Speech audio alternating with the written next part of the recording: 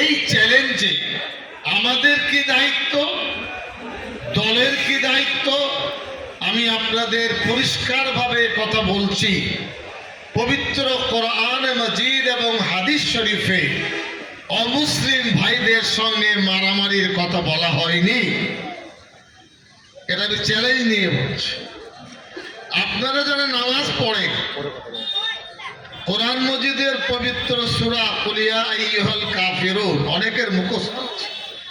এই আয়াতের শেষে বলা হয়েছে লাকুম দীনুকুম ওয়ালিয়া দীন। আল্লাহ তার প্রিয় নবীকে বলে দিচ্ছেন, আপনি মানুষকে বলে দিন আপনার ধর্ম আপনার কাছে, আমাদের ধর্ম আমাদের কাছে। কি দাঁড়ালো? যে ধর্মীয় সংঘাত ইসলাম ধর্মের মধ্যে নেই, জোর করে চাপিয়ে দিচ্ছে। এখানে কিছু বিজেপির ছেলেরাও শুনছে, টাকা পাইতে তারা ভোট পাবে না, এটা তো পাবে। মহাভারত পড়েছে তারা, জিজ্ঞাসা করবেন তাদের। উপনিষদ পড়েছে, রামায়ণ পড়েছে, গীতা পড়েছে। রামায়ণে 24,000 শ্লোক আছে। শুনি দেখি 10টা শ্লোক বুঝবো বিজেপি করতে পারো তোমরা, পারে কিছু নেই। গীতায় 800 শ্লোক পড়েছে, শোনাতে পারবে গীতায় কোথাও আছে হিন্দু মুসলমান সংঘাত? উপনিষদে আছে? বলো সব জানি না বাবা, গাঁজা খেতে জানি আর এটা খেতে জানি আর এইটা নিতে জানি। এটাই হলো তাদের উদ্দেশ্য। এই জায়গায় দাঁড়িয়ে কোমরটা শক্ত করতে হবে।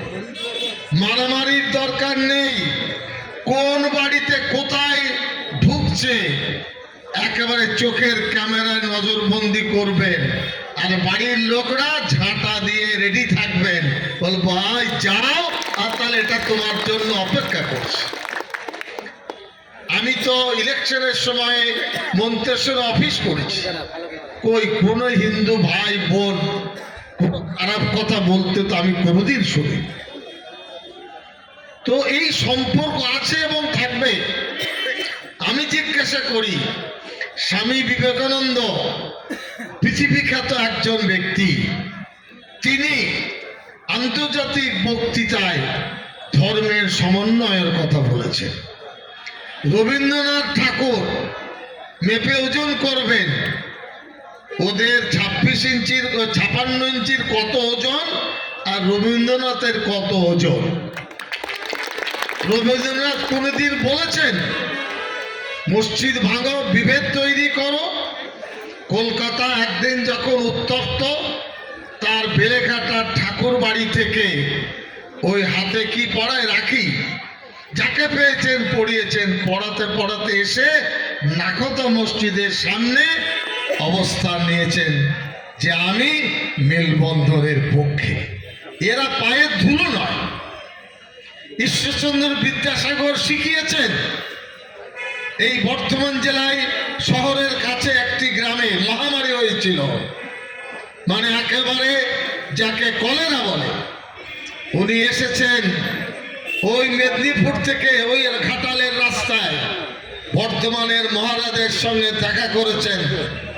কলকাতায় ওই রাজভবনে বড় লাট সাহেব থাকতেন, তার সাথে দেখা করে বলেছেন অমুক গ্রামে মহামারী হচ্ছে, ডাক্তার পাঠান, ওষুধ পাঠান। সেই গ্রামের সমস্ত মানুষ মুসলমান ছিলেন। কি শিখালেন? হিন্দু ধর্মের সনাতনের চরিত্র শেখালেন। আজকে হিন্দু ধর্মের মুখে ঝামা কষে দিচ্ছে, হিন্দু ধর্মকে অপমান করছে, কলুষিত করছে। দেখছি মানে নদীতে সমুদ্রে ডুব দিয়ে বাবু হাতে জপ তপ করছে। হ্যাঁ, একদিকে তলোয়ার, একদিকে বুলডোজার, একদিকে মারো আর খাও, তার হাতে ওই জপতপ মালা মানাই না। প্রত্যেক দিন ভারতবর্ষ থেকে মহিলা পাচার হয়, প্রত্যেক দিন, এভরিডে। মোদী সামলাতে পারেন না? তার যত ছাত্র, তার দলের সব বাইরে টাকা রেখেছে, বললে হজম করতে পারবেন না। আর এখানে মানুষকে ভণ্ডামি দেখাচ্ছেন। হ্যাঁ, সমুদ্রে পাপ মুছবে না, পাপ পাপই থাকবে। বিষ কোনোদিন সন্দেশ হয় না, আর সন্দেশ কোনোদিন বিষ হয় না। এটা ওদের চরিত্র। বাংলার মানুষ একসাথে থাকে, বাংলার রক্ত একসাথে থাকে, এটাকে ভাঙতে চাইছে। এবং আপনাদের সুখবর দিচ্ছি, গত পঞ্চায়েতে 14% ভোট বিজেপির কমেছে। ছিল গলা বরাবর, এসে দাঁড়িয়েছে হাঁটু। এবার এই নির্বাচনে ধুলিস্বাদ একটাও সিট পাবে না তারা। ভণ্ডামি বুঝেছে। হিন্দু ধর্মের ক্রাইসিস, বড় বড় মহাপুরুষ, বড় বড় পূজারী তারা কাগজে লিখছেন এটা হিন্দু ধর্মের শাস্ত্রের মন্দির নয়, এটা হলো রাজনীতির খেলা। ন্যাংটা হয়ে গেছে। উনি কবে পূজারী ছিলেন বলতে পারবেন? রামায়ণ মুখস্থ আছে বলতে পারবেন, সংস্কৃত বলতে পারবেন, আপনার পারবেন না। উনি চান, আমরা বলছি আপনাদের সামনে, আমি দেওবন্দে পড়াশোনা করেছি, ওখানে আমাদের যুগে ছিলেন রেক্টর। তিনি বলেছিলেন রামচন্দ্রকে শুধু রামচন্দ্র বলো না, বলো রামচন্দ্রজি। কেন? আমরা কেউ জানি না রামচন্দ্র কে ছিলেন। এখন আমরা সম্মান দিয়ে তাকে বলি, কিন্তু ওদের মতন রামকে বিক্রি করে আমরা খাই না। এরা বলছে ভারত মাতা কি জয়। আরে মাকে বিক্রি করছো, আবার বলছো ভারত মাতা কি জয়। পেট্রোলিয়াম বিক্রি, এয়ারপোর্ট বিক্রি, রেল বিক্রি, সব পাবেন রিপোর্টে। এরপরে বলছে ভারত মাতা কি যায়। তোমাদের মতন কোলাঙ্গারের মুখে ভারত মাতার জয় মানায় না। তোমরা হিন্দু ধর্মের কুলাঙ্গার। আমি জিজ্ঞাসা করতে চাই, বাংলায় দুর্গা পূজা হলো বড় পূজা, একবারও তো মুখে আসে না। কালকে বলবে ও চলবে না দুর্গা, একদম চলবে 56 ছাতির ছবি। মারামারিটা তখন লাগবে। হিন্দুদের সঙ্গেও মারামারি করাতে চাইছে, আপনার বিশ্বাসটাকে খতম করাতে চাইছে। এই কারণে মুখ্যমন্ত্রী আজ প্রায় 5 কিলোমিটার হাঁটবেন। আমি সকাল থেকে 4-5টা অঞ্চল ঘুরেছি, আবার সাতক্ষীরা এখনো তারা প্রোগ্রাম রেখেছে। আমি নিজের দায়িত্বটা বুঝি, আপনাদের প্রতি ভরসা আছে, আপনাদের প্রতি বিশ্বাস আছে। কুসুমগ্রাম মুসলিম ওরিয়েন্টেড জায়গা, মুসলমানদের মাথা আগে ঠান্ডা করতে হবে। কোন হিন্দু ভাই কেন অপমানিত হবে না? কোন হিন্দু অপমানিত হলে আমাকে অপমান করা হবে। আমি আমার মা বোন দিদিকে যেমন শ্রদ্ধা করি, একটা হিন্দু মা বোনকে তেমনি শ্রদ্ধা করি, এটা দায়িত্ব আমাদের। একইভাবে হিন্দু প্রধান গ্রামে কিছু ঘর মুসলমান আছে, নিরাপত্তার দায়িত্ব তাদের।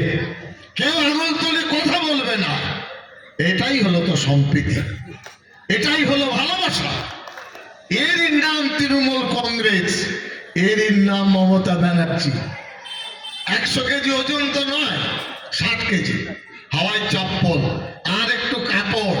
এতেই আপনার রাতে যখন সন্ধ্যাবেলায় মোদি মমতার নাম শুনে সেটা তার ঘুম হয় না। এটা ঘটনা। কারণ এই বলিষ্ঠ নেতৃত্ব, বাংলা ছাড়া কারোর হিম্মত হয়নি আজকে সভা করা।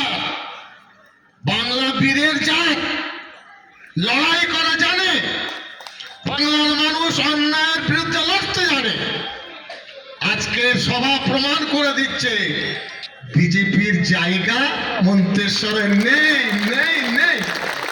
কোন জায়গায় দেখবেন তো বাড়ির দেওয়ালে একটা লাল চিক মেরে দেবেন, যাতে ভুল না হয়। কে ঢুকছে কে বেরোচ্ছে একটু গ্রামের ছেলেদের লাগিয়ে দেবেন। মারতে বলবো না, তবে একটু চোখ দেখাবেন। ইট মারলে পাটকেল মারবেন। ঘুষি মারলে 2-4 লাঠি মারবে, তবেই তারা শিক্ষা পাবে। পঞ্চায়েতের জায়গা আছে, বিজেপির ছেলেরা মায়েরা 5 লাখ টাকা স্বাস্থ্য বীমা পায় না, বলতে পারবে? চাল পায় না, শিক্ষাশ্রী পায় না, সব কিছু পাচ্ছে এবং লক্ষ্মীর ভান্ডার। এরপরে সকালবেলায় বিজেপি নেতারা ছেলের সাইকেল নিয়ে কুসুম গ্রামে বাজার করতে আসছে। হায় রে হায় বিজেপি, হায় রে হায় বিজেপি, সব নিচ্ছ, তারপরেও গালিগালাজ করছো। আপনারা নজর রাখবেন, ওদের টাকা আছে, 2-4 বস্তা নেবেন আর মাথায় চাকরি মেরে তাড়িয়ে দেবেন। আপনারা ভালো থাকেন, আমাকে ওখানে যেতে হবে। আমি খুশি যে আপনারা প্রচন্ডভাবে এখানে জমায়েত করেছেন। সবাই আমাদের ভাই।